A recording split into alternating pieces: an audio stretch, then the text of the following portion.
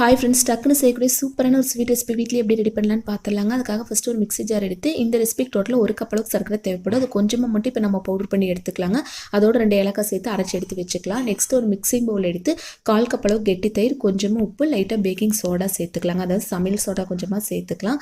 சேர்த்துட்டு சர்க்கரை பவுடர் பண்ணி எடுத்து வச்சுருக்கேன் இல்லைங்களா, அதையும் உள்ளே சேர்த்து கொஞ்சமாக நெய் சேர்த்து நல்லா மிக்ஸ் பண்ணி எடுத்துக்கலாங்க.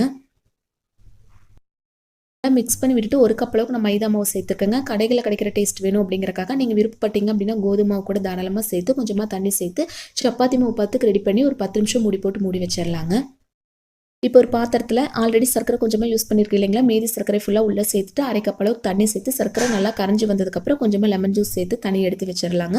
ஆல்ரெடி மாவு ரெடி பண்ணி எடுத்துருக்கு இல்லைங்களா, ஒரு கடாயில் கொஞ்சமாக எண்ணெய் சேர்த்து ஒவ்வொன்றா உள்ளே போட்டு பொன்னிறமாக வந்ததுக்கப்புறம் எடுத்து சுவர் சிறப்பில் உள்ளே சேர்த்து ஒரு 10 நிமிஷம் மட்டும் ஊற விட்டு எடுத்து சாப்பிட்டீங்க அப்படின்னா சூப்பரான டேஸ்டியான ஒரு ஸ்வீட் ரெசிபி ரெடிங்க. கண்டிப்பாக ட்ரை பண்ணி பாருங்கள். தேங்க்யூ.